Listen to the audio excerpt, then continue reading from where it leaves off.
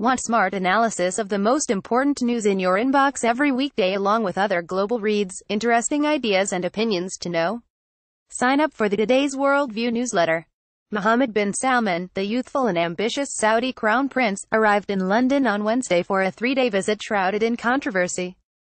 Critics protested the British government's close ties to Riyadh, lambasting the kingdom's human rights record as well its escalation of the war in Yemen, which has led to an unmitigated humanitarian disaster.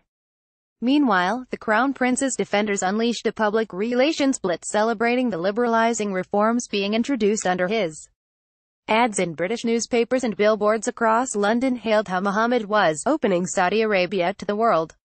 His supporters blanketed social media with stories of his campaigns to curb corruption and give more freedoms to Saudi women. Mohammed is indeed shaking things up at home. Recent interviews with prominent Washington Post and New York Times columnists show how eagerly he is styling himself as a millennial reformer steering his nation into 21st century modernity, but he's also playing a central role in an international realignment that is perhaps more important.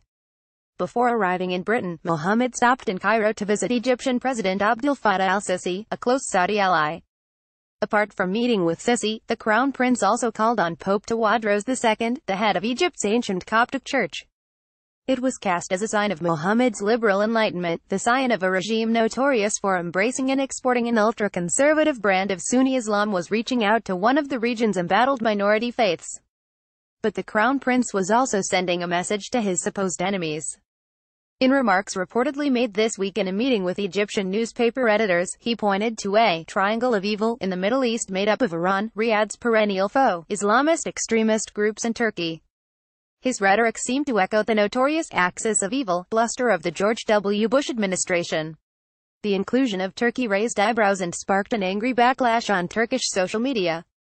There is no love lost between Turkish President Recep Tayyip Erdogan and leaders in the region, especially in the case of Sisi, who brutally suppressed Islamist factions favored by Erdogan after taking power in a 2013 military coup. To this day, Erdogan and his supporters memorialize a crackdown on Muslim Brotherhood activists in Cairo that summer, which saw hundreds, perhaps thousands, of people killed. After reports about Mohammed's comments emerged, Saudi officials moved to placate their critics.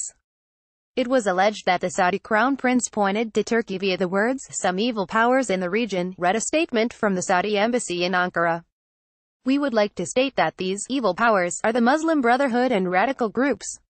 But that hardly obscures the ill will between Riyadh and Ankara. The two countries represent opposing visions for the Middle East. Erdogan was a champion of the 2011 Arab Spring and cheered on the democratic victories of Islamist political parties across the region.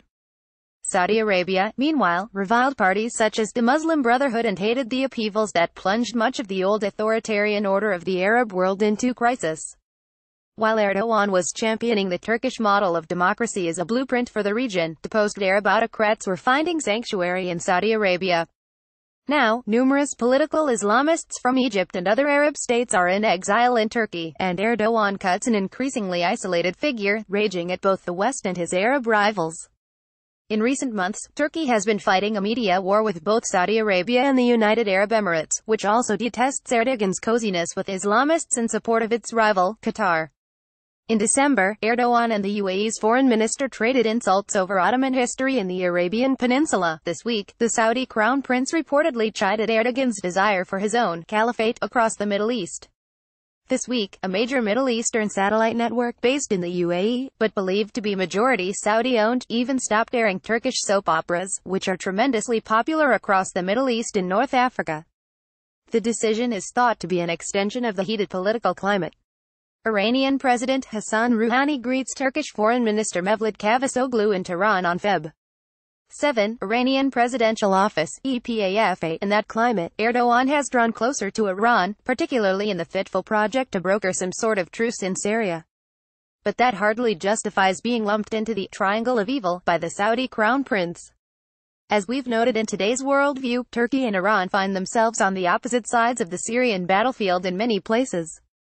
And while Turkey is justifiably criticized for allowing myriad Islamist fighters to slip into Syria in the early years of the war, it has also suffered greatly from Islamic State terrorism attacks at home. Meanwhile, Shiite Iran is ideologically anathema to Sunni jihadist groups. In linking the two, Mohammed took a page directly out of the playbook of Israeli Prime Minister Benjamin Netanyahu, who has insisted repeatedly that the Islamic Republic and Islamic State should be seen in the same light. That, too, is telling. Mohammed is advancing an agenda that is bringing Riyadh into tighter cooperation not only with the hawkish Trump administration, but with Israel itself. Although the Saudis aren't publicly admitting it, Israeli officials privately confirm that there is growing strategic cooperation between the two countries, as well as Egypt. Think of it, perhaps, as another triangle in a region where new enmities and rivalries constantly take shape. Want smart analysis of the most important news in your inbox every weekday along with other global reads, interesting ideas and opinions to know? Sign up for the Today's Worldview newsletter.